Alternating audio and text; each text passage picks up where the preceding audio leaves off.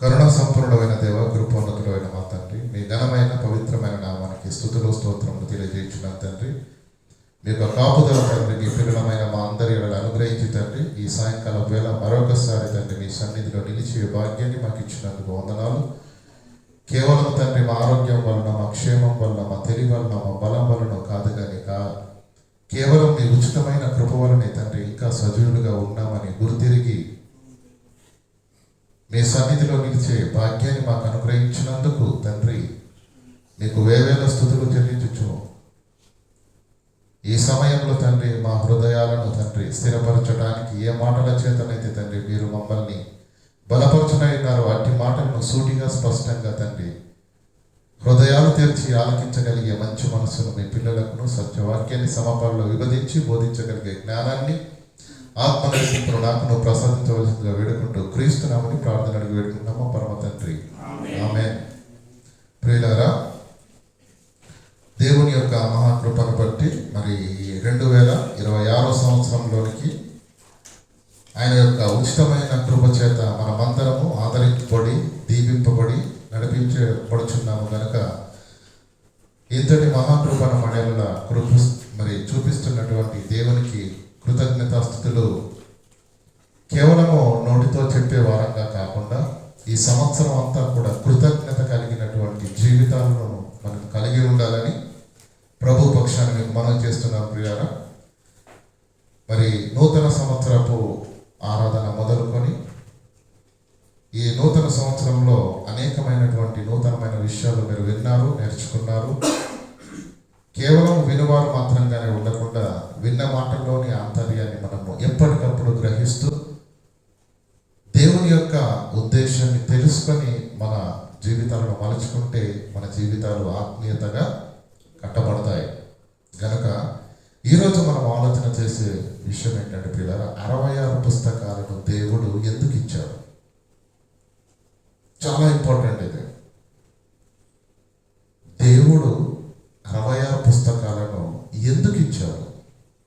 ఇవ్వడం వెనకాల ఆయనకున్న ఉద్దేశం ఏంటి కదా? పనిలేంది మనం బయటకు వెళ్తామండి? వెళ్తారా? ఈరోజు మనకు సరి అయినటువంటి క్రమశిక్షణ లేక కాలక్షేపానికి కూడా బయటకు వెళ్తారండి. ఎందుకు వచ్చామంటే ఏమంటారు? Time pass. అసలు నీకు టైం విలువ తెలిస్తే ఆ మాట మాట్లాడతావా? ఏమంటారు? టైము. కనుక ప్రియులారా, ఒక ఉద్దేశం, దాని నిర్వచనం, దాని తాత్పర్యం మనం ఎరగకుండా ఉంటే ఖచ్చితంగా మన జీవితంలో మిస్యూజ్ అవుతుంది. జీవితంలో మిస్యూజ్ అవుతుంది. సమయం విలువ మనకు అస్సలు తెలియదు. కొన్ని సమయాలలో అర్థమవుతుంది ఒక నిమిషము ఎంత విలువైనదో, కొన్ని క్షణాలు ఎంత. కొన్ని యాక్సిడెంట్లు చూసినప్పుడు అనిపిస్తుంది కదా మనకు, ఇలా రోడ్డు దాటుతుండగా వాహనం వచ్చేసి కొట్టేస్తుంది. అప్పుడు మనం ఏమనుకుంటాం? ఒక్క నిమిషము ముందు వచ్చుంటే ఆయన దాటినేవాడు, తర్వాత వాహనం వెళ్ళిపోద్ది అనుకుంటాం.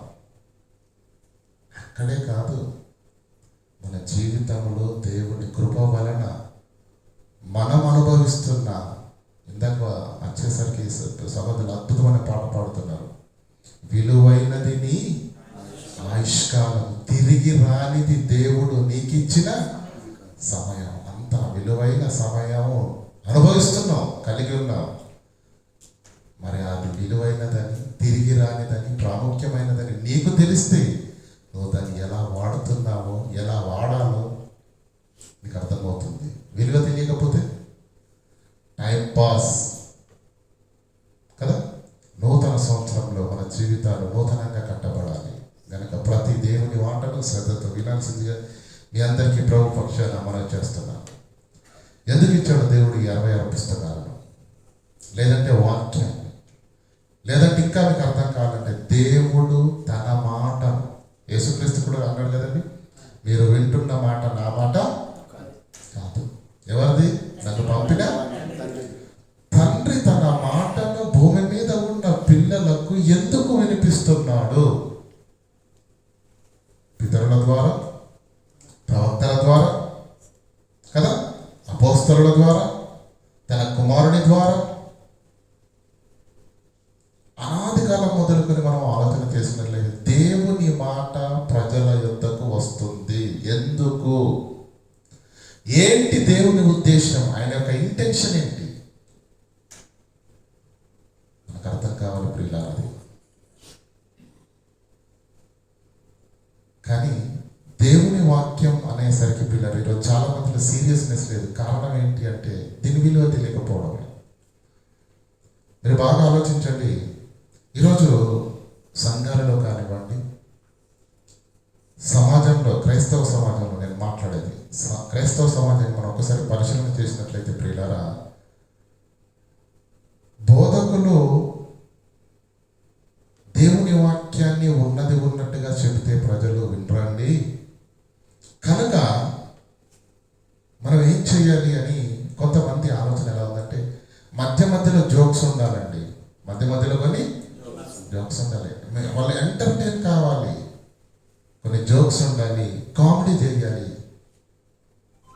పిల్లల వాక్యం మీకు అర్థం కావడానికి కొన్ని సందర్భాలను, కొన్ని ఉదాహరణలు చెప్పేటప్పుడు నవ్వించడం తప్పులేదు. కానీ దేవుని వాక్యములో కామెడీ కానీ జోకులు కానీ ఒక్కటి కూడా లేదు. 26 పుస్తకాలలో పిల్లలు మీరు చదివితే ఎక్కడ కూడా దేవుడు కామెడీ చేసినట్టుగా కానీ, జోక్స్ వేసి మనం నవ్వించే ప్రయత్నం చేసినట్టుగా కానీ ఎక్కడ కూడా బైబిల్లో అలాంటి సందర్భాలు లేవు. అసలు దేవుని వాక్యం ఎలా రాయబడింది ఆలోచిద్దాం. 2 తిమోతికి రాసిన పత్రిక 3వ అధ్యాయం 16వ వచనం చదువుకున్నాం పిల్లలు.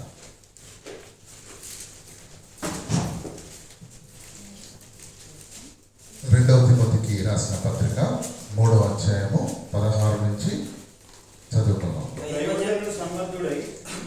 దైవజనుడు సన్నద్ధుడై ప్రతి సత్కార్యమునకు 2 తిమోతి 3వ అధ్యాయం 16వ వచనం. దైవజనుడు సన్నద్ధుడై ప్రతి సత్కార్యమునకు పూర్ణముగా సిద్ధపడి ఉండునట్లు దైవ ఆవేశము వలన కలిగిన ప్రతి లేఖనము. దేవునికి స్తోత్రం. ఏంటి? దేవుని యొక్క వాక్యము ఎలా కలిగిందట? దైవావేశము వలన కలిగిన ప్రతి లేఖనము. లేఖనములలో దేవుని ఆవేశం ఉంది, లేఖనములలో దేవుని ఆవేదన ఉంది, లేఖనములలో దేవుని ఆక్రందన ఉన్నది. మనకు అర్థం కావాలి. కానీ ఈరోజు ఏమైపోయిందంటే పిల్లలు వాక్యం చెబుతుంటే వెనకతలు నిద్రపోతున్నారు. నేను మన సంఘం గురించి మాట్లాడలేదండి.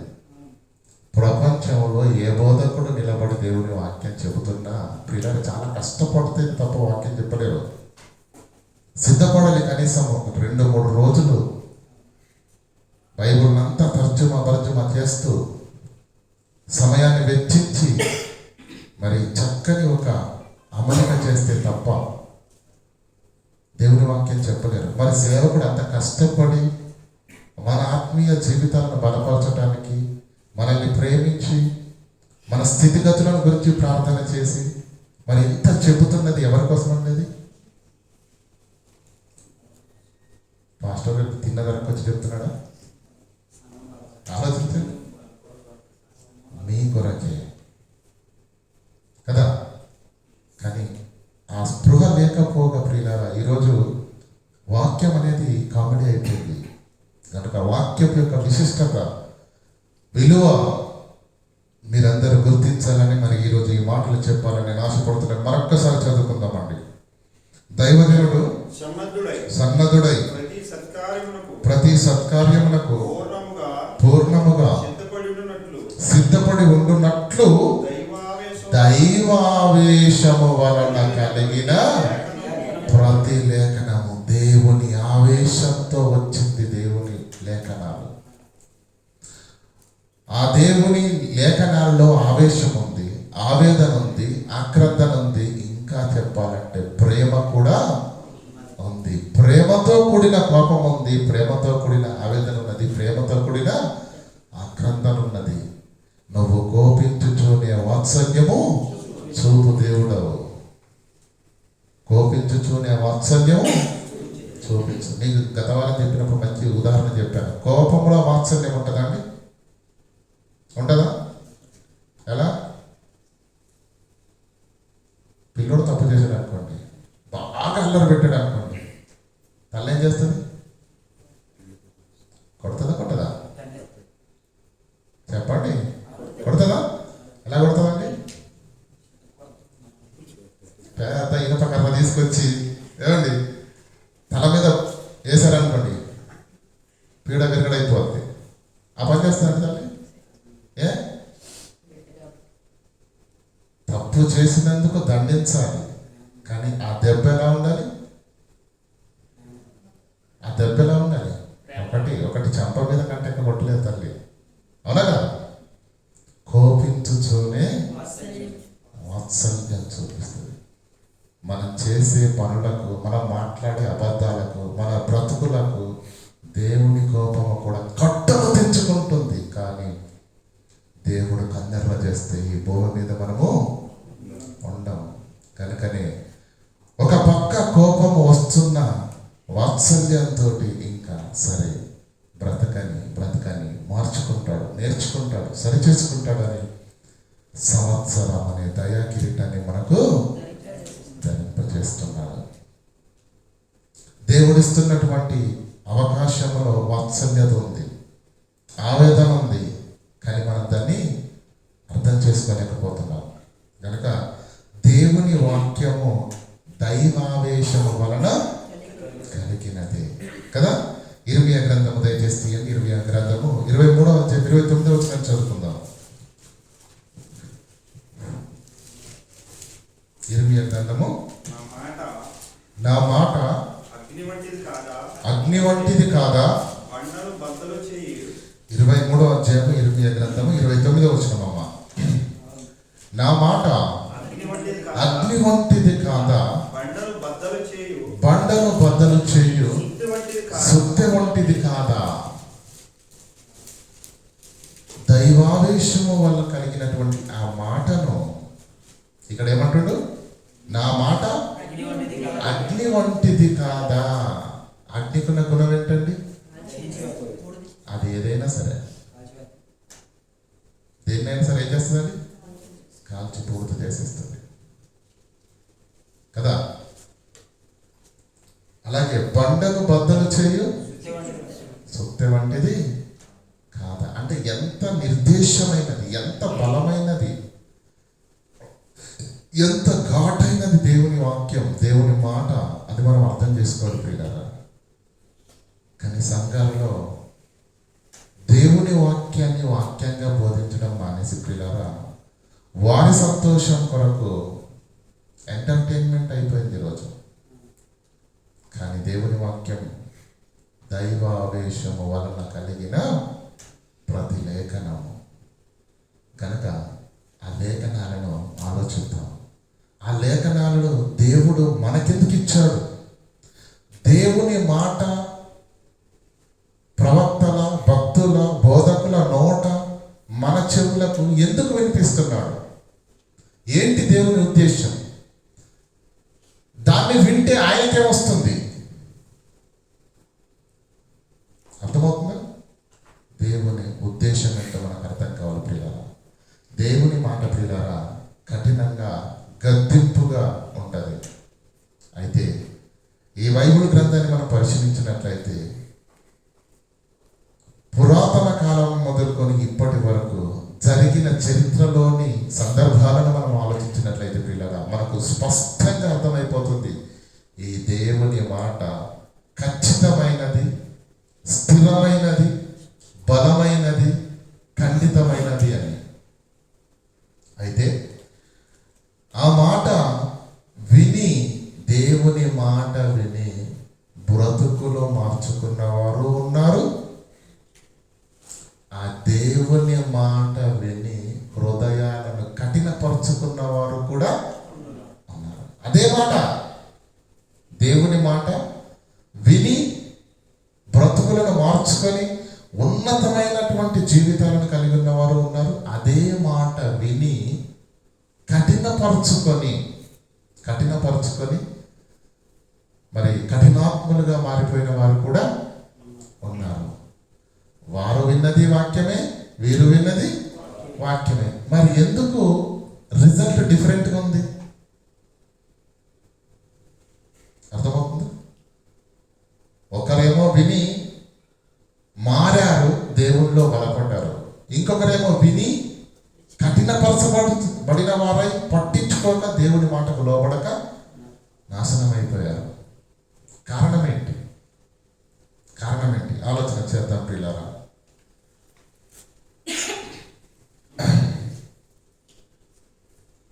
అపోస్తుల కార్యములు 2వ అధ్యాయము 37వ వచనాన్ని చదువుకుందాం. అపోస్తుల కార్యములు 2వ అధ్యాయము 14వ వచనం చదవండి అమ్మ ముందుగా. అయితే పేతురు ఆ పదలకొండతో కూడా లేచి నిలిచి బిగ్గరగా వారితో ఇట్లా నేను, యూదయ మనుష్యులారా, యెరూషలేములో కాపురమున్న సమస్త జనులారా. ఎవరితో మాట్లాడుతున్నాడు? ఎవరు మాట్లాడుతున్నారు? ఎవరు మాట్లాడుతున్నారు అండి? ఇక్కడ పేతురు గారు మాట్లాడుతున్నారు. యూదయ మనుష్యులారా. ఓకేనా? ఇంకేంటి? యెరూషలేములో కాపురముండు సమస్త జనులారా.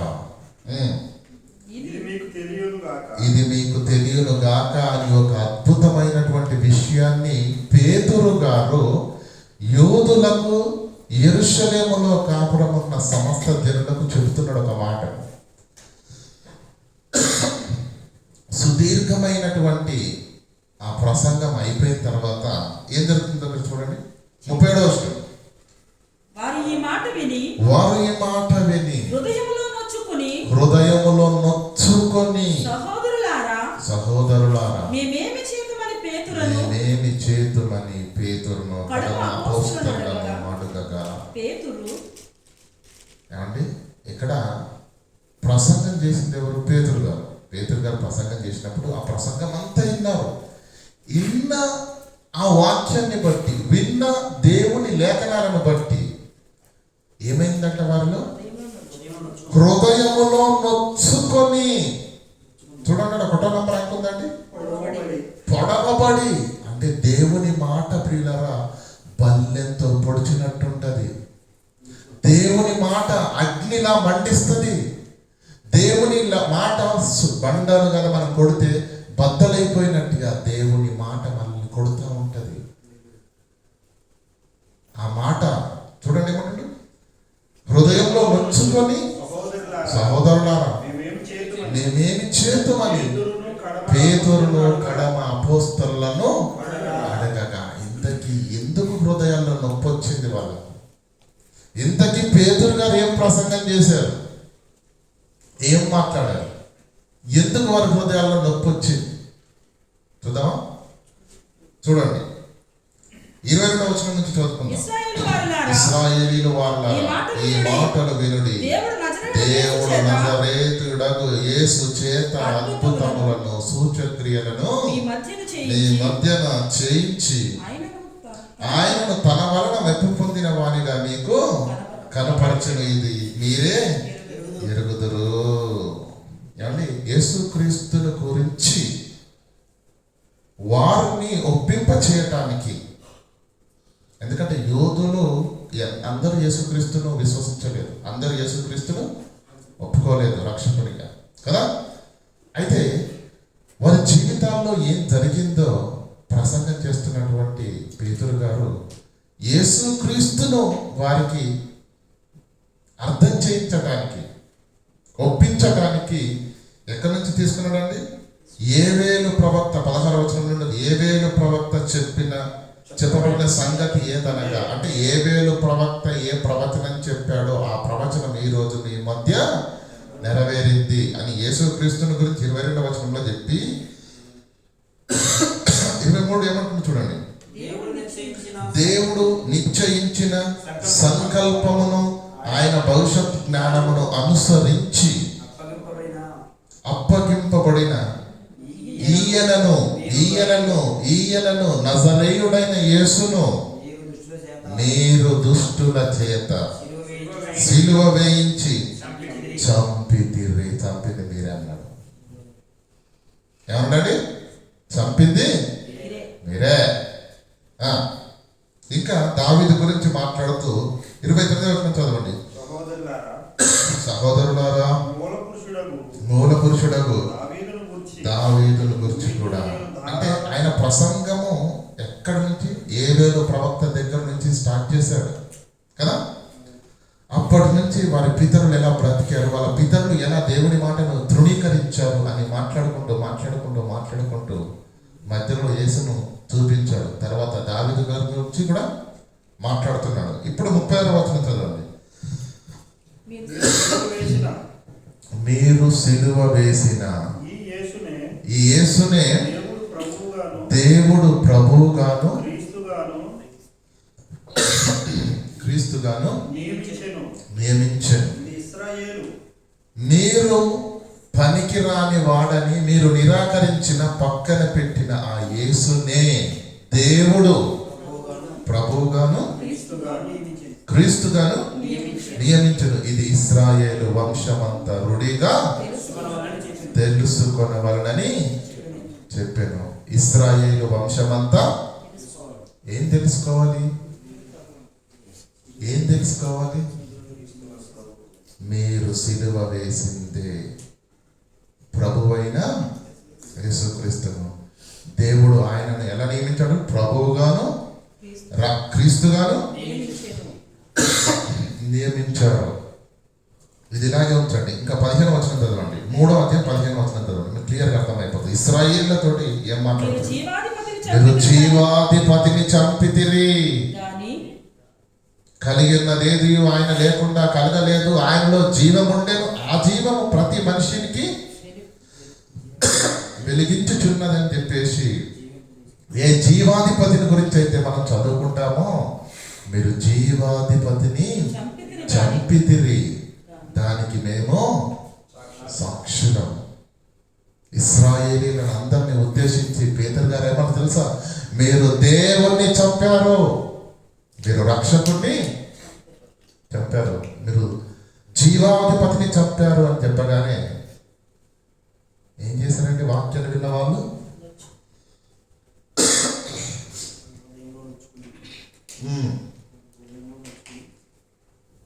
హృదయంలో నొచ్చుకొని సహోదరులారా అర్థమైపోయింది. వాళ్ళు చేసిన తప్పు ఎంత భయంకరమైందో అర్థమైపోయింది.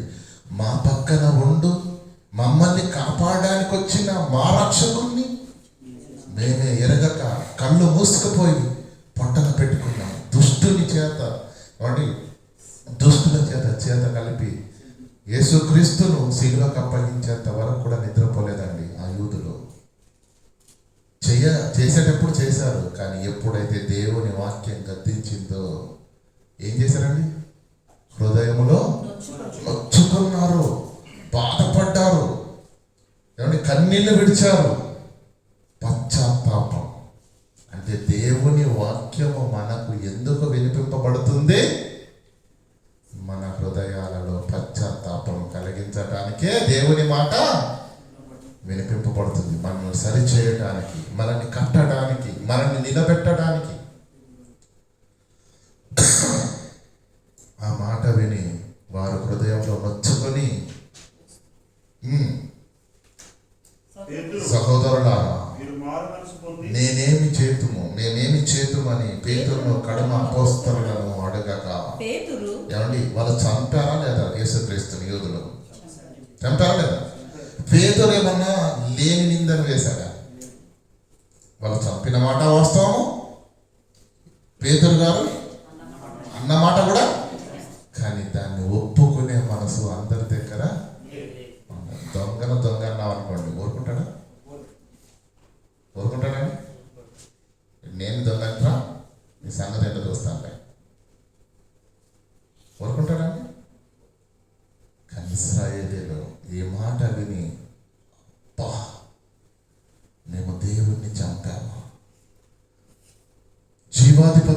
చనిపోయామా అని హృదయాల్లో నొచ్చుకొని ఆ దినమే 3,000 మంది సంఘములోనికి ఎలా వచ్చారు వాళ్ళు? దేవుని మాట వినడం వల్ల, విన్నదాన్ని హృదయంలో భద్రపరచుకోవడం వల్ల, ఒప్పుకొనడం వల్ల, పశ్చాత్తాపం వల్ల వారు దేవునిలోనికి వచ్చారు. అంటే దేవుని వాక్యం ఏం చేస్తుంది? తప్పును ఒప్పింపజేస్తుంది. దేవుని వాక్యం ఏం చేస్తుంది? మన హృదయంలో పశ్చాత్తాపాన్ని కలిగిస్తుంది. దేవుని వాక్యం మనల్ని దేవుని కొరకు నూతన పరుస్తుంది. దేవుని కొరకు నూతన పరుస్తుంది. కానీ విని ఒప్పుకొని పశ్చాత్తాపడే మనసున్న వాళ్ళకు మాత్రమే. అక్కడ వాక్యం ఎంతమంది విన్నారండి? బాప్తీసం 3,000 మంది తీసుకున్నారు. కానీ 3,000 మంది ఉన్నారనుకుంటున్నారా? వేల మంది ఉన్నారు. అందరు ఆ వేల మంది చెవులతో విన్నారు. కానీ ఈ 3,000 మంది మాత్రమే హృదయంతో విన్నారు. విన్నదాన్ని నిజమే కదా, ఆ తప్పు చేసింది మేమే కదా అని ఒప్పుకున్నారు, గుండెలు బాదుకున్నారు, పశ్చాత్తాపడ్డారు. తద్వారా దేవుడు వారికి రక్షణను అనుగ్రహించి సంఘంలోనికి ఆహ్వానించాడు. అంటే దేవుని వాక్యము మనకెందుకు వస్తుంది మన దగ్గరికి అంటే మనల్ని గద్దించడానికి, మనం చేసిన తప్పును ఒప్పింప చేయడానికి, పశ్చాత్తాపాన్ని మరి సిద్ధపరచడానికి, పశ్చాత్తాపానికి సిద్ధపరచడానికి. ఏమండి, అతిక్రమములను దాచిపెట్టువాడు వర్ధిల్లాడు. వాడు వర్ధిల్లాలంటే ఏం చేయాలి? దాన్ని ఒప్పుకొని విడిచిపెట్టగలిగితే కరుణించడానికి, దీవించడానికి, హక్కున చేర్చుకునడానికి జీవము గల దేవుడు ఎప్పుడు సిద్ధంగా ఉన్నాడు. అయితే అతిక్రమములను దాచిపెట్టువాడు వర్ధిల్లడు. అయితే వాడు వర్ధిల్లాలని, నీలో పశ్చాత్తాపం కలగాలని, నీ లోపల మారు మనసు కలగాలని, నీ హృదయంలో నొప్పి కలగాలని, నీ బ్రతుకును మార్చడానికి దేవుని యొక్క వాక్యం నీ యొద్దకు వస్తుంది. అండి, దేవుని యొక్క వాక్యం మన యొద్దకు వస్తుంది. అలాగే అపోస్తల కార్యములు 7వ అధ్యాయం దయచేసి మొదటి నుంచి చదువుకుందాం. ప్రధాన యాజకుడు ఈ మాటలు నిజమేనా అని అడిగాను. అందుకు 2వ వచనం, అందుకు స్టెఫెను చెప్పినదేమనగా, సహోదరులారా, తండ్రులారా, వినుడి. మన పితరుడైన అబ్రహాము.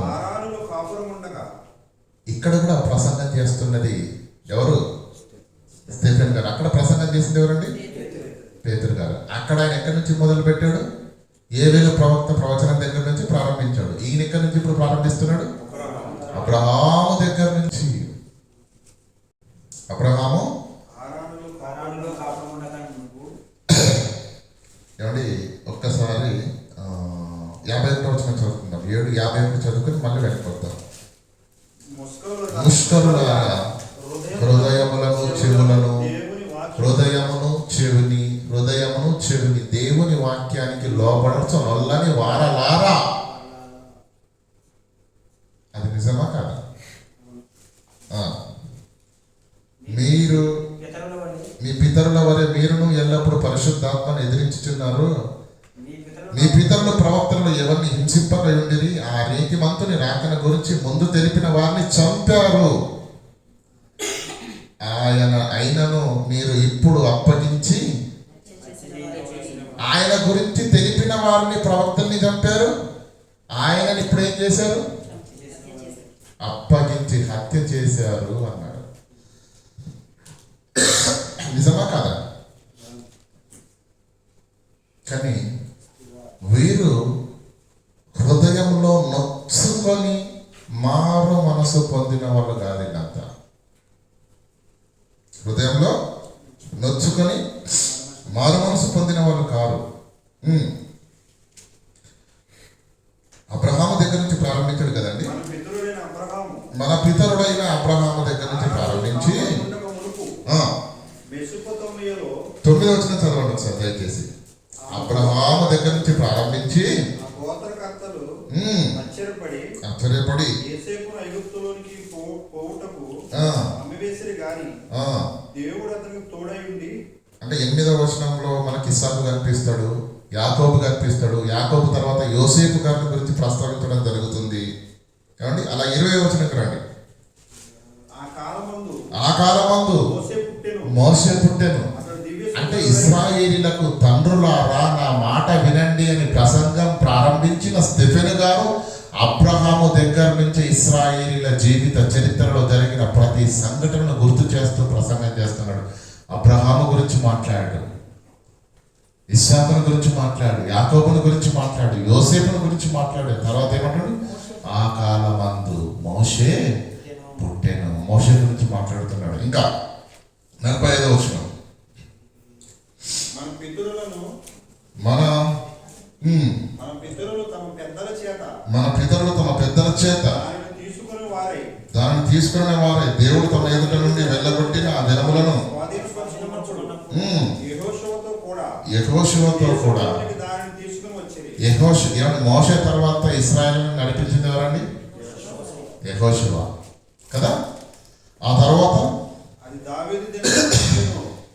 దావీదు గారి గురించి కూడా ప్రస్తావించడం జరిగింది. ఇంకా వెనక్కి వెళ్తే 47వ వచనం చదవండి.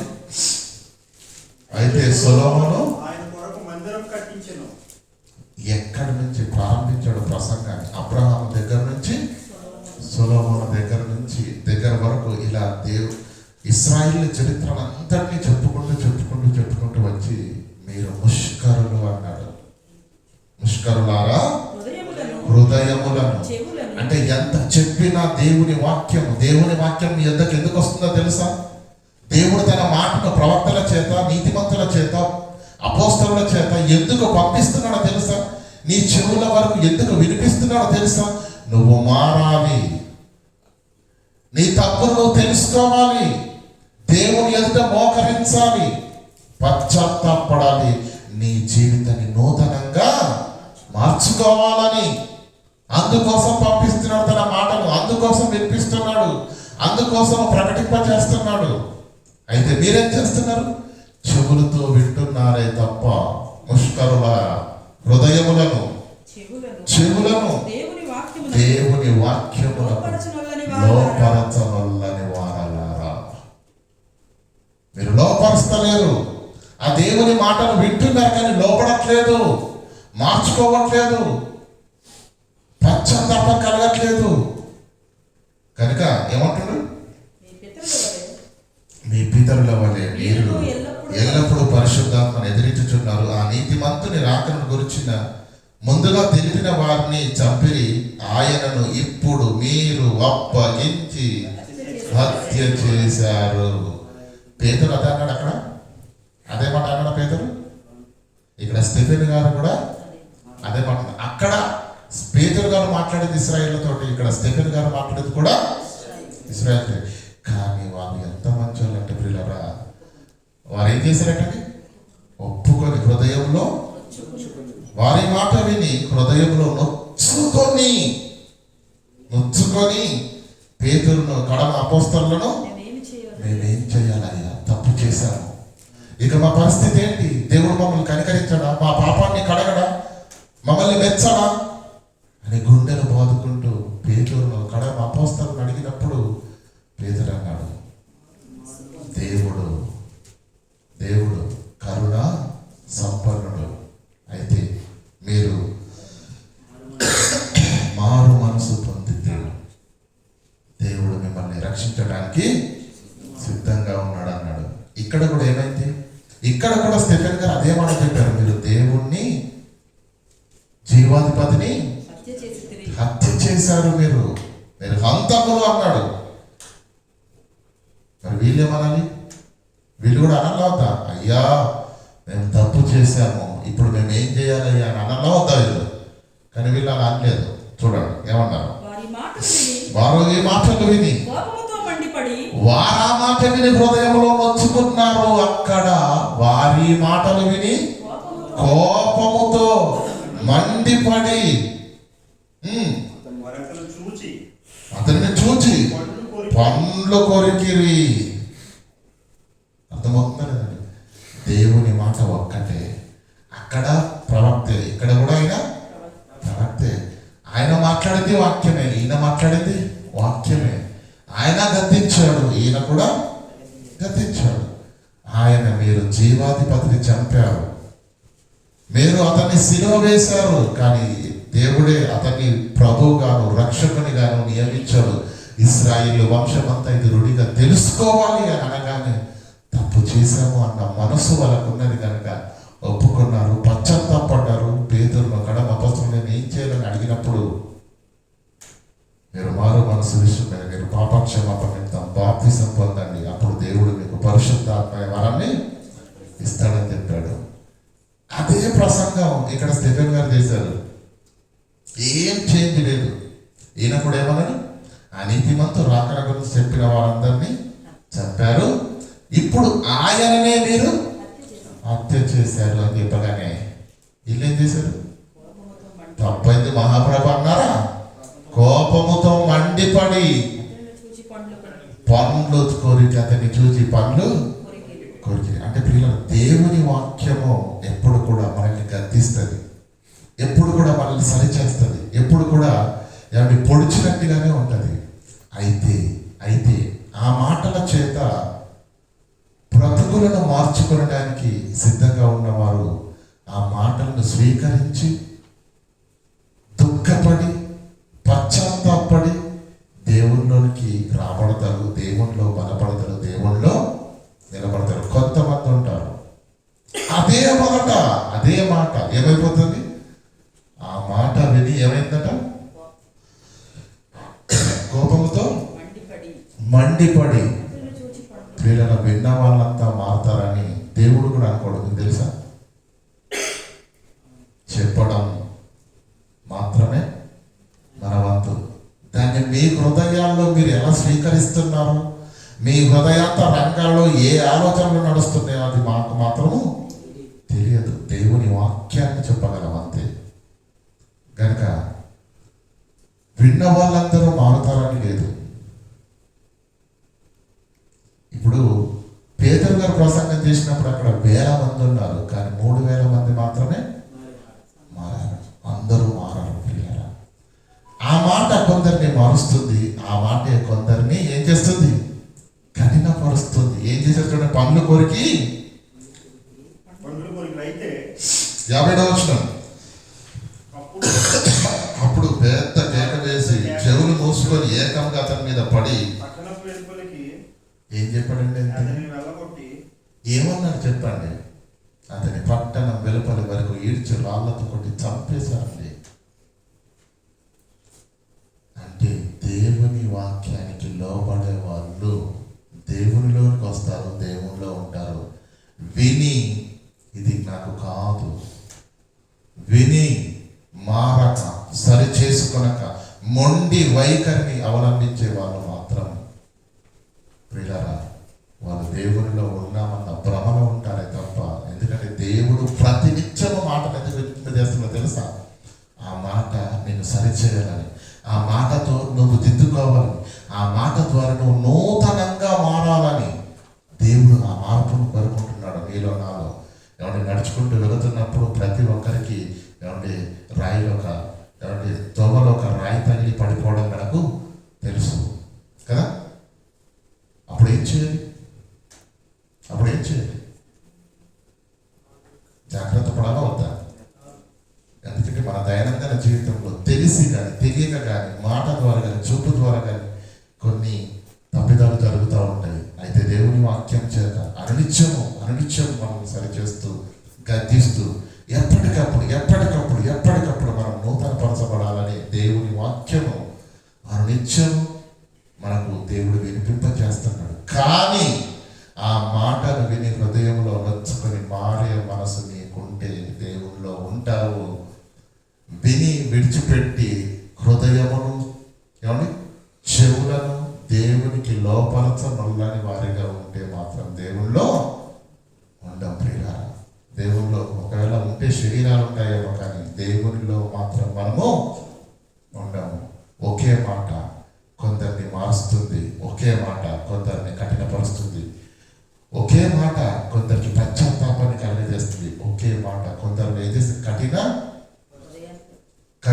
హృదయాలుగా మారిపోతూ ఉంటున్నారు పిల్లల. కనుక ఈ వాక్యమును మనము స్వీకరించడంలో ఉన్నటువంటి ఉద్దేశాన్ని బట్టి ఆధారపడిందే తప్ప వాక్యం మాత్రము ఒక్కటే. కనుక ఆ గద్దింపుకు, ఆ హెచ్చరికకు లోబడిన వాళ్ళు దేవునిలో కొనసాగుతారు. లోబడక, వినక, ఏమండి, హృదయాలను చెవులను దేవునికి లోపరచనకపోతే మాత్రం మనం దేవునిలో ఉండం ప్రియులారా. మీ అందరికీ బాగా తెలుసు, బట్టలు ఉతుక్కోవడం ఎంతమంది తెలుసండి? బట్టలు చెప్పండి, ఉతుకుతున్నారా? వాషింగ్ మిషన్లు వచ్చాయని చెప్తారా? ఉతుకుతున్నారా? బట్టలు ఎందుకు ఉతుకుతారు చెప్పమ్మా, చెప్పండి అమ్మా. మురిగిపోవడానికి. ఎలా ఉతుకుతారు చెప్పండి? మన పసిపిల్ల బుగ్గలు ముద్దన్నట్టు ఇట్లా అంటే పోతుందంటే మురికి ఏం చేస్తారు చెప్పండి? మాకు తెలుసు, మనకు బాగా తెలుసు కదా బట్టలు ఎలా ఉతకాలో. అంటే బట్టకు అంటిన మురికి పోవాలి అంటే ఏం చేయాలి? ఉతకాలి. అవసరమైతే మనకు బాగా తెలుసు, మన ఆత్మీయ జీవితంలో అనునిత్యము అపవాది, ఈ లోకం, దాని ఆనవాళ్ళు, మురికి అనేది ఎప్పటికప్పుడు మనకు అంటుకుంటున్నప్పుడు మన ఆత్మీయ జీవితం, మన భక్తి జీవితం కూడా ఏం కావాలి? ఉతకాలా? దేనితోటి? వాషింగ్ పౌడర్ నిర్మాణకండి. ఇక్కడ మనకు బట్టలు ఉతకడానికి నిర్మాణం ఏదో డిటర్జెంట్ ఉంటుంది కండి. మరి వాక్యం కదా. తీతుకు రాసిన పత్రిక, దయచేసి తీయండి. తీతుకు రాసిన పత్రిక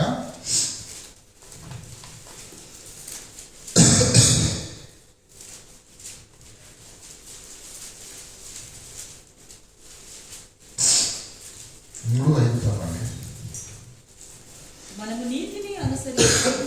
మనము నీతిని అనుసరించి చేసిన క్రియల మూలంగా కాక తన కనికరము చొప్పుననే పునర్జన్మ సంబంధమైన స్నానము ద్వారా పునర్జన్మ సంబంధమైన స్నానము చేత బాప్తిస్మం అనే స్నానం చేసి నూతన జీవితంలోకి వచ్చిన మనల్ని అనునిత్యము వాక్యము చేత మనము ఉదక స్నానము అని ఇదిలాగా ఉంచండి. 1 యోహానుకు రాసిన పత్రిక దయచేసి 1 యోహాను పత్రిక 1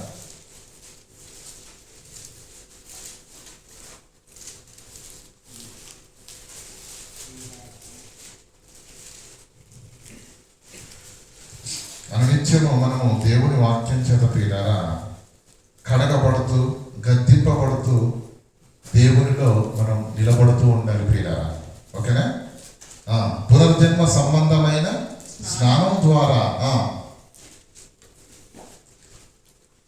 మనకు నూతన స్వభావం కలగజేయట ద్వారా మనల్ని రక్షించను. కనుక ఈ వాక్యమే మనల్ని గద్దిస్తుంది. ఈ వాక్యాన్ని మనల్ని ఏం చేస్తుంది? నా మాట అగ్ని వంటిది, నా మాట బండలను బద్దలు చేయు సుత్తి వంటిది కాదా అని దైవావేశము వలన కలిగిన ప్రతి మాటను వింటున్న మనము దేవుని ఆవేదనను, దేవుని ఆవేశాన్ని గ్రహించి మన బ్రతుకులను సరిచేసుకోపోతిమా? దేవుడు చూస్తూ ఊరుకుంటాడు అనుకుంటున్నారు పిల్లలు. దేవుడిలో ప్రేమ ఉంది. దేవునిలో ఏముంది? మనకు ఏం చెప్పారంటే చిన్నప్పటి నుంచి మొత్తం ప్రేమ గురించి మొత్తం మొదటి ఎక్కించేశారు. దేవుడు ప్రేమమయుడే, కానీ దేవుడిలో ఆవేశం కూడా, రోషము కూడా. ఎంత రోషం అండి బాబు! ఒక్కసారి జల ప్రళయాన్ని గురించి చదువు, అర్థమవుతుంది దేవుని యొక్క ఆవేశం ఏంటో. దేవుడి ప్రేమ, దేవుని కృప బహు విస్తారమైనది. అంతే అనుకుంటే పొరపాటు. అంత మాత్రమే కాదు, దేవుని ఆవేశం కూడా ఈ భూమండలం మొత్తం ఏకమైన కూడా తట్టుకోలేము. కనుక ఆ మాటకు భయపడాలి, ఆ గద్దింపుకు లోపడాలి, ఆ మాటకు తల వంచి మెడ వంచి మన బ్రతుకులను సరిచేసుకుంటేమా అనుక్షణము ఆశీర్వాదాలే పొందుకుంటాం. ప్రియులారా, స్కూల్లో మనకు క్లాస్ రూమ్ వాతావరణం మనందరికీ బాగా తెలుసు కదండి. టీచరు క్లాస్ రూమ్లోకి వచ్చేటప్పుడు 2 తీసుకొని వస్తుంది. ఏమేమి తీసుకొస్తుంది చెప్పండి ఒకసారి. కరెక్ట్గా చెప్పారండి అన్న. ఏంటి? బుక్ ఒకటి, బెత్తం ఒకటి. బుక్ బెత్తం తీసుకొని రాగానే మనం డోర్ తీసుకుని వెళ్ళి, మీరేం టీచర్ అండి బాబు, పిల్లల్ని కొట్టి చంపేస్తారా ఏంటి, ఆ బెత్తం తీసుకొచ్చారని అంటే ఏమంటాడు? చెప్పండి. నేను పాఠం చెబుదామని వచ్చాను, నేను పాఠం చెప్పాలన్నదే నా ఉద్దేశం. బెత్తం అలా ఉండాలి. దాని అవసరత మీరు కల్పించినంత వరకు దాంతో నాకు ఎటువంటి పని లేదు. ఆలోచించండి. దేవుడిలో ప్రేమ ఉంది, దేవుడిలో ఏమండి వాత్సల్యత కూడా ఉంది, కానీ అలాగే కోపం కూడా ఉంది. దేవుడు ఎలా రియాక్ట్ కావాలో అది మన బ్రతుకులపైనే ఆధారపడింది. మనం ఎలా బ్రతుకుతున్నామన్నది ఆలోచించాం, కానీ దేవా అబ్రహాముకు ఆశీర్వదించావు నా సంగతి ఏంటో చెప్పంటాం. యాకోబును దీవించావు, ఇస్సాకును దీవించావు, యోసేపు బానిసంగా వెళ్ళిన వాడిని దేశ ప్రధాని చేశావు. ఏంటి కనిపించట్లేదా? పట్టించుకోవాలను. వారి హృదయాలు, వారి మనస్సులు దేవునికి ఎంత దగ్గరగా అంటుకట్టబడి ఉన్నాయో ఆలోచించారు. పిల్లల వాళ్ళ జీవితాలను బట్టి దేవుడు పులకించిపోయాడు. అందుకే వారిని అంతగా దేవునికి నువ్వు దగ్గరగా ఉండు, అప్పుడు ఆయన నీకు దగ్గరగా. అది కుదరదు ప్రభావం, మేమేమో దూరం ఉంటాం, నువ్వు మాత్రం దూరంకి వెళ్ళాలా? ఇస్రీ కుదురుతుందా అండి? కుదురుతుందా? ఆలోచించండి. కనుక ఈ పునర్జన్మ సంబంధమైనటువంటి స్నానం ద్వారా, దేవుని వాక్యం ద్వారా అనునిత్యము సరిచేస్తూ మనల్ని నిలబెట్టే ప్రయత్నం దేవుడు చేస్తున్నప్పుడు ప్రియులారా, విడిచిపెడుతున్నారే తప్ప ఆ విన్న మాటల్లోని దేవుని ఆవేశము, ఆవేదన, ఆక్రందన అర్థం చేసుకొని మన బ్రతుకులను కట్టుకున్న వారము కాము. ఆనాడు ఇశ్రాయేలులది అదే పరిస్థితి, ఈనాడు దేవుని పిల్లలమని అనుకుంటున్న క్రైస్తవుల కూడా అనేకుల పరిస్థితి అలాగే ఉంది. కనుక ప్రియులారా, మన జీవితంలో ఇప్పటికెన్నో సంవత్సరాలు గతించిపోయాయి. ఈ నూతన సంవత్సరాన్ని దేవుడు మరలా మనకు దయాకిరీటంగా దయచేశాడు. కనుక ఈ నూతన సంవత్సరంలో, ఈ నూతన ఒరవడిలో, ఈ నూతనమైనటువంటి మరి ఈ కొత్త దినంలో ఉన్న మనము ఒక్కసారి నీ బ్రతుకును మార్చుకునే ఒక నూతనమైన ఆలోచన చేయు. ఆ దేవుని మాటకు లోబడు. ఆ దేవుని మాటకు లోబడి ఒకవేళ సరి చేసుకోవడానికి ఇష్టపడతావా? క్రీస్తు నందున్న ఎడల, ఎవడైనా క్రీస్తు నందున్న ఎడల నూతన సృష్టి, పాతవి గతించిపోయేది, ఇదిగో క్రొత్తవాయన. నువ్వు ఉండడానికి ఇష్టపడితే దేవుడు నీలో నూతనంగా మార్చడానికి సిద్ధపడతా ఉన్నాడు. కానీ మనం ఆ మాటలు వినవారం కాదు, ఆ మాటలను లోపడే వరము కాదు. ప్రియులారా, చూడండి, మనం దేవుని మాట వినలేరు అనేసరికి మనకు అందరికీ ట్రిక్ అయ్యేదేంటో తెలుసా? ఇశ్రాయేలు గురించి మనకు జ్ఞాపకం వస్తుంది, అవునా కదా? యెషయా గ్రంథంలో 1వ అధ్యాయం 2వ వచనంలో ఏమి చదవండి ఒకసారి దయచేసి.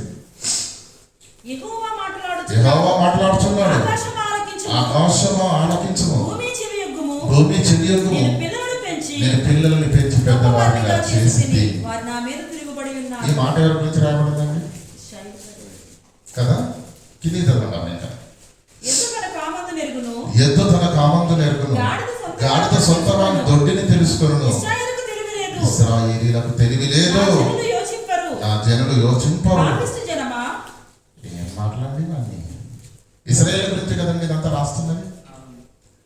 కానీ ఆ మాటలు ఇశ్రాయేలీలకే, కానీ వారికున్న అలవాటే ఈరోజు క్రైస్తవులకు కూడా ఉంది. ఏంటో అలవాటు తెలుసా? దేవుని మాటకు లోబడనల్లని వారలారా. ఆనాడు వాళ్ళు లోపడలేదు, ఈరోజు మనకు కూడా ప్రియారా చెవులతో వింటున్నాం అంతే. పేతురు ప్రసంగం చేసినప్పుడు వేల మంది విన్నారు, కానీ చెవులతో విన్నవారు 1000 మంది, హృదయంతో విన్నవారు మాత్రము 3000 మంది. హృదయంతో నువ్వు ఉంటే నీ గురించి, నీ నిన్ను గద్దిస్తే, ఆ వాక్యం సూటిగా నేను ప్రశ్నిస్తే, అతిక్రమమును ఒప్పుకొని దేవుని ఎదుట మోకరించి నువ్వు గోదాడగలిగితే దేవుడు నిన్ను క్షమించడానికి సిద్ధంగా ఉన్నాడు. కానీ మనం ఏం చేస్తాం? చెవులతో వింటాం, అది మనకు కాదు, ఆ వాక్యం మనకు కాదు. ప్రియులారా, ఆనాడు ఇశ్రాయేలులు చేసిందే ఈరోజు మనము చేస్తున్నాము. దేవుని మాటను విని దాటిపోతున్నామా? పట్టించుకోవట్లేదా?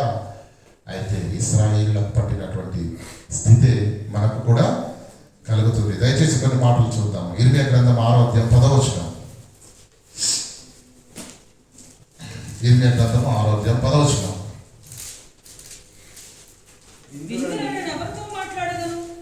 విందులని నేనెవరితో పిల్లల, ఈ మాట దేవుడు మాట్లాడుతున్నాడంటే గుండె పగిలిపోయి, సకల జగాలను కలిగించిన దేవుడు, ప్రకృతిని కలిగించిన దేవుడు, పంచభూతాలను కలిగించిన దేవుడు, ఆకాశం నుంచి వర్షాన్ని, ఋతువులను, ఏమండి, ఫలవంతమైనటువంటి పంటలను మనకిచ్చి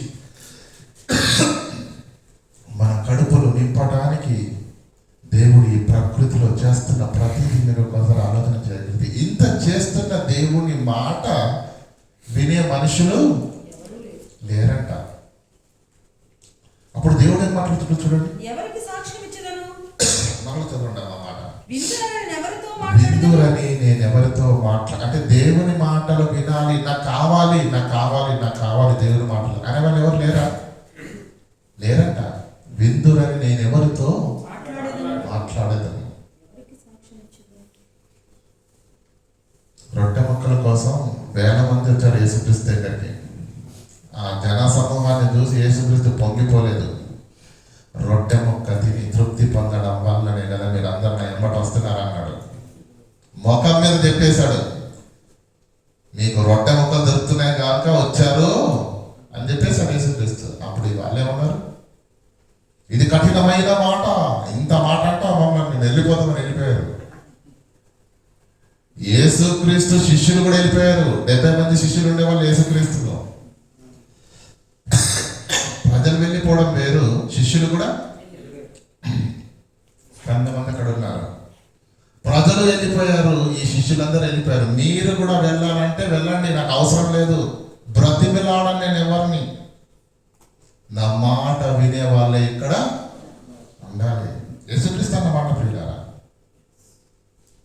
అప్పుడు పేతురు ఏమన్నాండి, ఎక్కడికి పోదామయ్యా, నీవే నిత్య జీవపు మాటలు గడవాడివి, ఆ మాటలే మా బ్రతుకులను కట్టేవి, ఆ మాటలే మమ్మల్ని బ్రతికింప చేసేవి.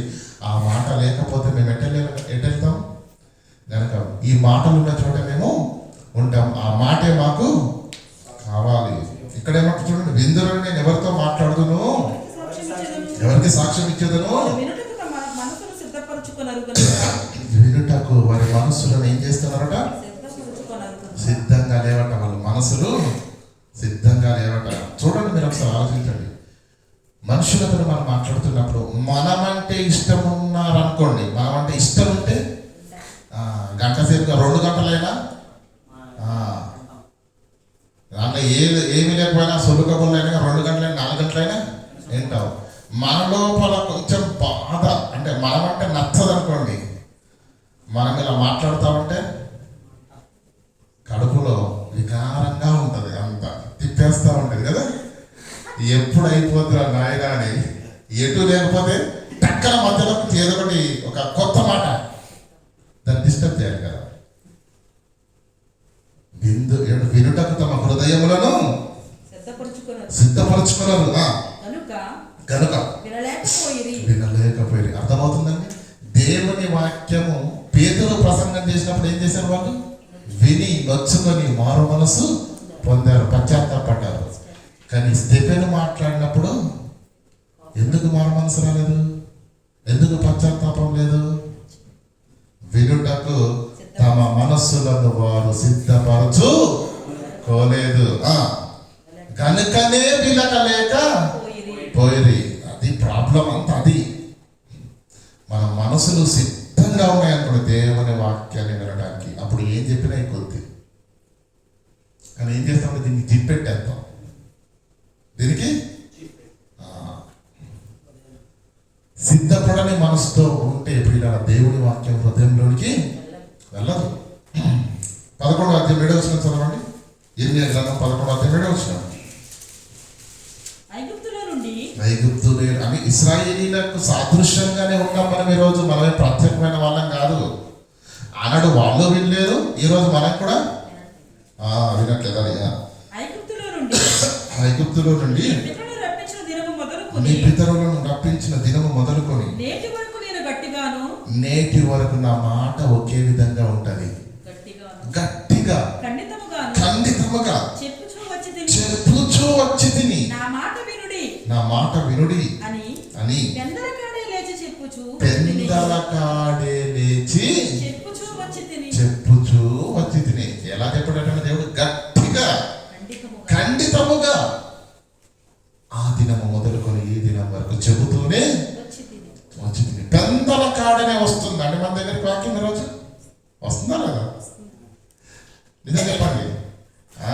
పొద్దున్న లేసి కళ్ళు తెరగానే ముందు మనం దేన్ని పెడతాం? దీని మీద చెప్తే మనం ముందు ఏంటి వాట్సాప్, ఫేస్ కనుక్కోకుండా ముందు ఫేస్బుక్లోకి వెళ్తాం, అవునా కదా? కానీ చక్కగా దేవుని పిల్లలు మరి సంఘ బిడ్డలు కానీ లేదా మన ఆత్మీయులు కానీ ఏం చేస్తారంటే మంచి వాక్యాన్ని పంపిస్తారు కదా. వారికి తెలిసిన జ్ఞానాన్ని బట్టి ఒక చక్కని వాక్యం, ఆ వాక్యంకు ఉన్నటువంటి అర్థము సారాంశం చక్కగా రాసి పంపిస్తున్నారు. పెందల కాడనే దేవుని వాక్యం వచ్చింది. మీరేమనుకుంటున్నారు? వాట్సాప్లో మెసేజ్ వచ్చింది అనుకుంటారు. వాక్యం వచ్చింది, వాక్యము వచ్చింది. కానీ మనం వింటామా? చదువుతాం అంతే. సీరియస్గా చదివేసి చదవడం అయిపోయింది. నువ్వు చదవడానికి కాదు, చెవులతో వినడానికి కాదు, నువ్వు మారటానికి, నువ్వు పశ్చాత్తాపడడానికి, నీ బ్రతుకును సరిచేసుకోవడానికి దేవుడు ప్రవక్తలు మొదలుకొని నేటి వరకు తన మాటను నీ వరకు ఎందుకు పంపిస్తున్నాడంటే నువ్వు మారాలి, నువ్వు సరి చేసుకోవాలి, నీవు దేవుని కొరకు నూతనంగా మార్చబడాలని ప్రియులారా. కానీ చెవులతో వినువారంగా మనం ఉన్నామే తప్ప విని మారే వారంగా మనము లేము. అపొస్తలుల కార్యములు 4వ అధ్యాయం 4వ వచనం. అపొస్తలుల కార్యములు 4వ అధ్యాయం 4వ వచనం. వాక్యము వినువారిలో అందరూ కాదు, వాక్యము వినిన వారిలో అనేకులు నమ్మారట, అందరూ కాదు. కనుక ప్రియులారా, చెప్పే మాటలు ప్రపంచంలో ఏ సేవకుడైనా సరే తనకున్న పరిజ్ఞానాన్ని బట్టి వాక్యం చెప్తారు. కానీ అందరూ హృదయంతో వినరు. విన్న వాళ్ళందరూ దేవుళ్ళు నిలబడరు. కనుక ప్రియులారా, దేవాలయానికి వస్తున్నది ఎందుకు? మనం దేవుడి సన్నిధికి వస్తున్నది ఎందుకు? ఆ మాటని మనకు పట్టకపోతే, ఆ మాటలని మనం వినకపోతే, ఆ మాటలకి మనం లోబడకపోతే మనం వస్తున్నది ఎందుకు? చెప్పండి, ఆలోచించండి ఒకసారి.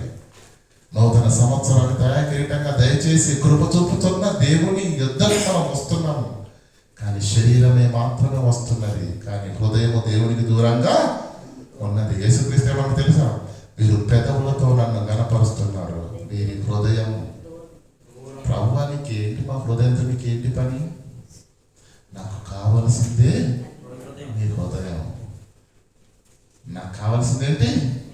హృదయం. అదే కాకుండా వందనాలు ప్రభా, థ్యాంక్స్ ప్రభా అంటే కుదరదు కదా. కనుక దేవుని వాక్యాన్ని విన్న అందరూ మారరు ప్రియులారా. వినటానికి హృదయాలు సిద్ధపరచుకున్న వారే, ఇది నా కొరకే, దేవుడు నా బ్రతుకును సరిచేయడానికి ఆయన స్వీకరించే మనసున్న వారికే ప్రియులారా మార్పు అనేది, పశ్చాత్తాపం అనేది కలుగుతుంది ప్రియులారా. లేకపోతే కలగదు. అలాగే 2వ సమూయేలు గ్రంథము వచనం చెప్తాను, మీరు ఇంటికి వెళ్ళి చదువుకోండి. 12వ అధ్యాయము మొదటి నుంచి. దావీదు మనందరికీ తెలుసు, ఇశ్రాయేలు సామ్రాజ్యాన్ని పరిపాలించినటువంటి మహారాజు. ఆయన ఏం చేశాడు? మహారాజు ఫస్ట్ ఎక్కడున్నాడండి? గొర్రెలను కాచుకుంటూ ఎక్కడున్నాడు?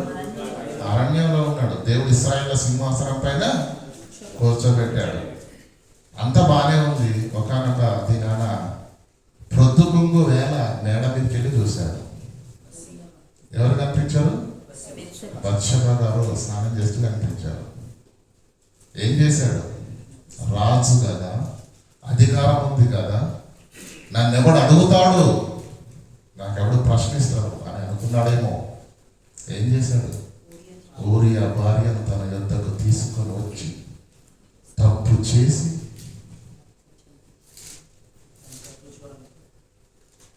ఆ తప్పు బయటకు పొక్కకుండా ఉండటానికి ఏం చేశాడు తెలుసా? మాస్టర్ ప్లాన్ వేసి మరి ఊరియాను ఏం చేశాడు? విత్తీయుడను ఊరియాను కత్తివాత చేత చంపించాడు. అమ్మయ్యా, సైలెన్స్. చేతికి మట్టంటకుండా పని అయిపోయిందని ఆయన అనుకున్నాడు. అప్పుడు వచ్చాడు నాతను ప్రవక్త, అయ్యా నీ రాజ్యంలో అన్యాయం జరుగుతుంది. నా రాజ్యంలో అన్యాయమా? ఏం జరిగింది? ఒక ధనవంతుడు ఉన్నాడయ్యా, ఒక పేదవాడు ఉన్నాడయ్యా, వాడికి విస్తారమైన గొర్రెలు ఎద్దులు ఆస్తి ఉంది. వీడి దగ్గర ఏమీ లేదు, ఒకే ఒక మేకపిల్ల, గొర్రె పిల్లని పెంచుకుంటున్నాడు, కన్న బిడ్డలాగా సాగుకుంటున్నాడు. ఓకే, అయితే ఏమైంది? ఆ ధనవంతుడు ఇంటికి స్నేహితులు బంధువులు వచ్చారు. పార్టీ చేయాలి కదా, పార్టీ చేయాలి కదా, పప్పు షాపుతో పార్టీ చేస్తారని మేకల్ని ఏం చేయాలి? వధించాలి. మరి ఆ ధనవంతుడి దగ్గర విస్తారమైన గొర్రెలు వండున్నప్పుడు వీడేం చేశాడంటే ఆ పేదవాడి ఇంట్లో ఉన్న ఒక్కగానొక్క గొర్రెను తీసుకుని వెళ్ళి వధించి వాళ్ళ స్నేహితులకు పెట్టాడు. ఈ మాట వినగానే రాజు అత్యాగ్రహంతో ఏమని తెలుసా? ఇట్టి దోహం చేసిన వాడు, ఇట్టి కార్యం చేసిన వాడు మరణ పాత్రుడు, యెహోవా జీవంతో అట్టి వాడు మరణించాలి అన్నాడు. ప్రభు అప్పుడు ఏమన్నాడంటే, రాజా మనుషుడవు నీవే అనగానే 10 మందిలో నన్ను అల్లరి చేస్తావా? నేను రాజును అన్నాడా? చిత్తకొట్టేస్తాను ప్రవర్తన అన్నాడా? ఏమన్నాడు? దేవుని మాట తన యొద్దకు రాగానే నీవు హిత్తీయుడగు ఊరియా భార్యను నీవు నీ వశం చేసుకొని కత్తి వాత చేత మాయోపాయం చేసి అతను చంపావు. ప్రజలు చూడలేదు, ప్రభుత్వము చూడలేదు, రాజ్యము చూడలేదు, కానీ జీవం గల దేవుడు చూసి ఉన్నాడు. నువ్వు యెహోవా దృష్టికి పాపం చేసావు. దావీదు అలసరికి గజగజగజలాడుతూ పడిపోయాడండి, సాష్టాంగపడ్డాడు. తప్పు చేశావు, దేవుడు నిన్ను విడిచిపెట్టాడు. నేను మరణం అవ్వకుండా కాపాడంటే అనగానే నాతనేమని తెలుసా? నువ్వు మరణించకుండా ఉండాలని పాపాన్ని పరిహారం దేవుడు చేశాడు, కానీ శిక్ష మాత్రం నీకు తప్పదు. ఏ పాపం చేసి బిడ్డను కన్నావో ఆ బిడ్డ బ్రతకదు. ఈ మాట నాతన ప్రవక్త వెళ్ళిన దగ్గర నుంచి 7 దినాలు ఉపవాసం ఉంటాడండి. 7 దినాలు పచ్చి నీళ్ళు కూడా ముట్టుకోకుండా యెహోవా ఎదుట సాగిలపడి 7 దినాలు 24/7 ప్రార్థన చేశాడు. గుండెలు బాదుకున్నాడు. 8వ రోజున బిడ్డ చనిపోయింది. దేవుని మాట రాజు దగ్గరకు వచ్చిన భయపడ్డా? నేను ఒకటి నాకు చెప్పేది అన్నాడా? స్వీకరించే మనసు, మార్చుకునే మనసు, పశ్చాత్తాపం కలిగిన మనసు ఉంటే దేవుళ్ళలో ఎప్పుడు నువ్వు నూతనంగానే ఉంటావు. కానీ లోపడకపోతే, మార్చుకునకపోతే, సరి చేసుకునకపోతే ప్రియులారా మన జీవితాలు అధోగతి పాలవుతాయి. చివరిగా రోమపత్రికలో ఉన్న మాటను చూసి ముగించుకుందాం. రోమపత్రిక 2వ అధ్యాయం. దానికంటే ముందు ఒకసారి ప్రసంగి 8:11 చదువు, అక్కడికి వెళ్దామా? 8:11 చదువుకొని అక్కడికి వెళ్దాం. ప్రసంగి 8:11. దుష్క్రియకు తగిన శిక్ష.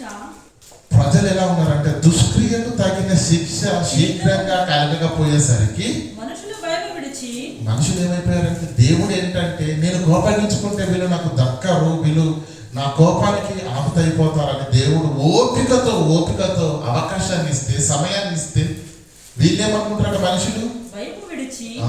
నిన్న చేశాను, మొన్న చేశాను, ఏమన్నా అయిందా? ఏం కాదు. కనుక దుష్క్రియకు తగిన శిక్ష శీఘ్రంగా కలగకపోవటం చూసి వీడికి ధైర్యం చెప్తుంది. మనుషులు భయము విడిచి హృదయపూర్వకంగా దుష్క్రియలు చేస్తారు. హృదయపూర్వకంగా దుష్క్రియలు చేస్తారట. ఏంటి ఎటు వెళ్ళిపోతుంది ఈ సమాజం? ఆలోచించండి.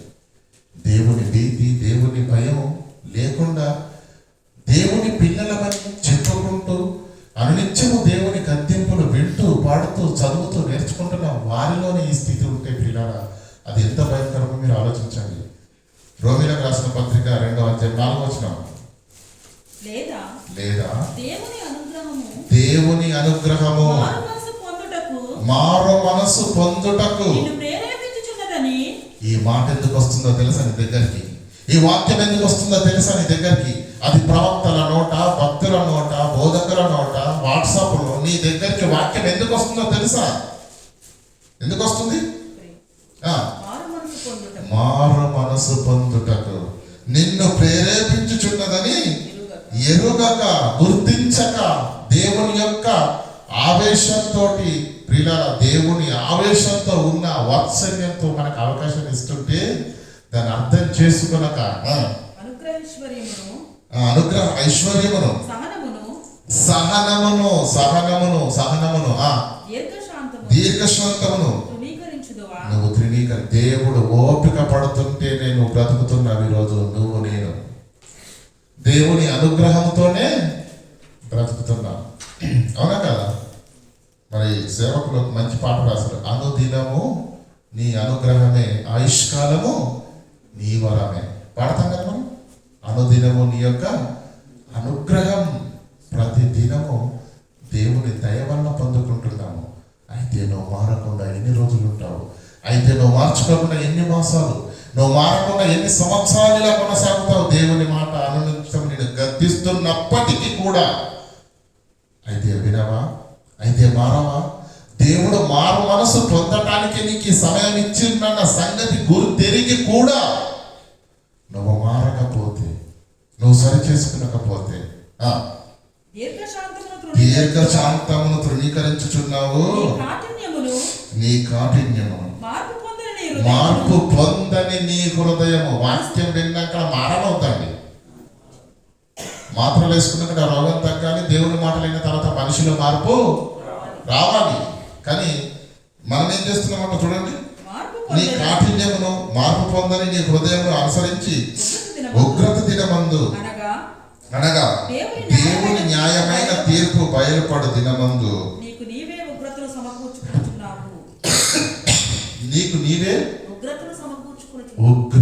సమకూర్చుచున్నావు. ఇంకెవరో మనకు ఉగ్రతను తెచ్చిపడట్లేదు. మనకు శత్రుకు మేషకు నిబంధనల గురించి తెలుసు కదండి. రాజాజ్ఞను ధిక్కరించినందుకు రాజు ఏం చేశాడు? అగ్నిగుండమును 7 వేడి చేయండి అన్నాడు. ఒక ఇంతకు దావరా? అగ్నిగుండం వాడితే శుభ్రంగా అయిపోద్ది కదా. కానీ ఏమన్నాడు? 7 అది ఉగ్రత పెరగడం అంటుంది. అది మారు మనసు పొందడానికి దేవుడు అవకాశాన్ని, సమయాన్ని ఇస్తే మనం ఏం చేస్తున్నామట? మన హృదయ కాఠిన్యమును మారు మనస్సు పొందని అనుసరించి ఉగ్రత దినమందు అనగా దేవుని న్యాయమైన తీర్పు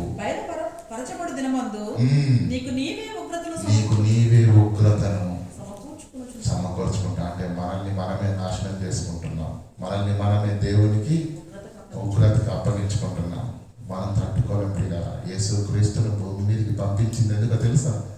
తన అద్వితీయ కుమారునిగా పుట్టిన వాని యందు విశ్వాసమంతు ప్రతివాడు రక్షణ పొందునట్లు ఆయనను లోకానికి తీర్పు తీర్చడానికి ఆయన పంపలేదు. మాస్టర్ గారు క్లాస్లోకి వచ్చింది పాఠం చెప్తామని వచ్చాడు, పుస్తకం తీసుకొని. కాకపోతే బెత్తం తీసుకొచ్చు, దాంతో పని లేదు. మీరు అవకాశం ఇస్తే తప్ప కదా. ప్రభు అయిన యేసుక్రీస్తు ద్వారా మనం రక్షణ పొందటానికి ఆయనను ఈ లోకానికి పంపించాడు, అనుగ్రహించాడు. కానీ లోకమునకు తీర్పు తీర్చాలన్నది దేవుని ఉద్దేశము.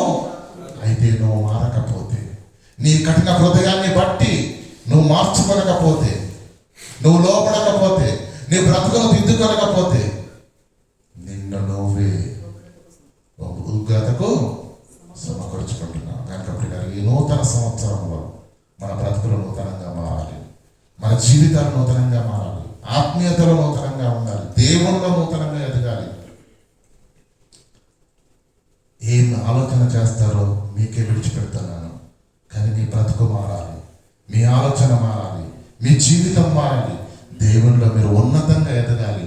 మీలో వచ్చిన మార్పును చూసి సంఘమైన మనమంతా, సేవకునైన నేను, మనందరి కన్న తండ్రి అయిన దేవుడు మన జీవితాల్లో కలిగిన నూతనమైన మార్పు చేత దేవుడు హర్షించినట్లుగా, దేవుడు మహిమపరిచేటట్లుగా, సంఘము క్షేమాభివృద్ధి కలిగేటట్టుగా మనము అందరము మీలో నాలో ఉన్నటువంటి అవిధేయమైన ప్రతిదాన్ని విడిచిపెట్టి మార్చుకుందాము, నేర్చుకుందాము, నూతనంగా మారి దేవుడి నామాన్ని మహిమపడతాం. కనుక ఈ నూతన సంవత్సరంలో ఒక నూతనమైన నిర్ణయం తీసుకోండి. సహోదరుడు చిన్నబాబు గారు నిన్న మాట్లాడినప్పుడు మీకు వాట్సాప్ క్రీస్తు సంఘం గ్రూప్లో ఒకటి యాప్ పంపించడం జరిగింది. ఇన్ని సంవత్సరాలు గడిచిపోయాయి కదా, ఒక్క సంవత్సరమైన బైబిల్ చదివాను. 31వ తారీఖు రోజు బ్రహ్మాండమైన పట్టుదలతో కలిగిన నిర్ణయం తీసుకుంటాము. అది 1వ తారీఖు, 2వ తారీఖు, 3వ తారీఖు మాత్రమే అప్లై చేస్తాం. తర్వాత 4వ తరగతి నుంచి వెళ్ళిపోద్ది. మొత్తం సువార్తలు 5 అధ్యాయం చదువుతాం. ఆ తర్వాత అవతలికి వెళ్ళాం. మీ అందరినీ ఆలోచించి ప్రియులారా, ఒక్కొక్క రోజు ఒక రోజు కొన్ని అంటే పాత నిబంధనలు ఒక అధ్యాయం, కొత్త నిబంధనలు ఒక అధ్యాయం, ఇలా చదువుకుంటూ వెళ్తే ఈ సంవత్సరం అయిపోయే వరకు ఏ భారం లేదండి. కేవలం 10 నిమిషాలు కేటాయించగలిగితే చాలు. 10 నిమిషాలు టైం దొరకదండి. కనుక చిత్తశుద్ధితోటి బలమైన ఒక అద్భుతమైన నిర్ణయాన్ని తీసుకుని మీరు ఎలా మారతారో మీరు ఆలోచించండి. మీ జీవితంలో శోధన ఏది ఉన్నదో మీకు తెలుసు. మీకంటే మీ గురించి ఈ ప్రపంచం ఇంకెవరికి తెలియదు. కనుక మీ హృదయాలను స్వయంగా స్వతహాగా దేవుని సన్నిధిలో, దేవుని ముందు కుమ్మరించి మారటానికి మీరు సిద్ధపడండి. ఈ మాటల చేత మీరు నొచ్చుకోవాలి. ఈ మాటల చేత మీరు దేవుని వైపు తిరగాలి. మీరు నూతన పరచబడాలి. ఆ మార్పు కొరకే దేవుడు వెయిట్ చేస్తున్నాడు. కనుక దేవుడు మనకు సమయాన్ని అనుగ్రహిస్తున్నది నా మార్పు కొరకు. కానీ మనం దాన్ని అలసుగా తీసుకుంటున్నాము. దేవుని యొక్క వాక్యాన్ని అలక్ష్యము చేస్తున్నాము. అది మన జీవితాలకు ఎంత మాత్రం క్షేమకరమో కాదు. కనుక ప్రియుల మాటలు విని మీరు విడిచిపెట్టు వారంగా కాకుండా విన్న మాటలోని ఆంతర్యాన్ని గ్రహించి బ్రతుకుల్లో నూతనమైనటువంటి నిర్ణయంతో ఈ నూతన సంవత్సరంలో, ఈ 2026వ సంవత్సరం మనందరికీ ఆశీర్వాదకరంగా, దేవుని నామానికి మహిమకరంగా, అనేకులకు ఆదర్శప్రాయంగా మన ఆత్మీయ జీవితాలు ఉండునట్లు దేవుడు మనల్ని నూతనపరచినట్లుగా మన అందరి హృదయాలు సిద్ధపడును గాక. ఆమె ప్రార్థన చేసుకుందాం. కరుణా సంపూర్ణమైన దేవ, కృపోన్నతుడైన తండ్రి, మీ పాదాలకు వందనాలు.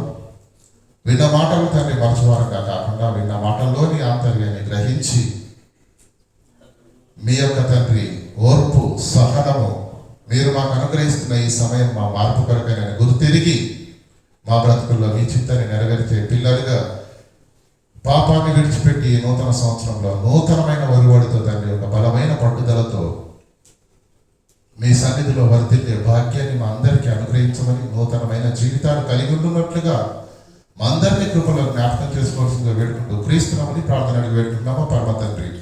ఆమేన్.